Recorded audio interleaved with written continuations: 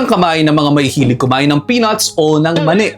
Maraming benefits yan, narito ang ilan. Pakinggan po ninyo, mayaman yan sa healthy fats, sa protina at pati na rin sa fiber. Meron ding makukuhang potassium, phosphorus, magnesium at vitamins.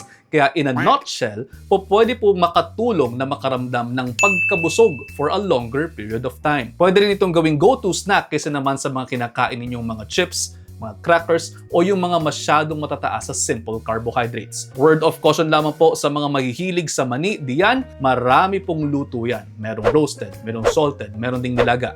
Iwas lamang po tayo sa maalat na mani dahil ang sobrang sodium ay po pwedeng magpataas pa rin ng blood pressure. Gusto nga nating makatulong sa inyong health, di ba? Hanggat maaari, kumain lamang ng mani na mayroong balat pa dahil mayroon pa itong mga antioxidants na makukuha kayo sa mga balat na yan. At yun, almost 1 minute na to. I hope you're all 1 minute wiser. Enjoy ninyo ang mga mani ninyo. Ingat!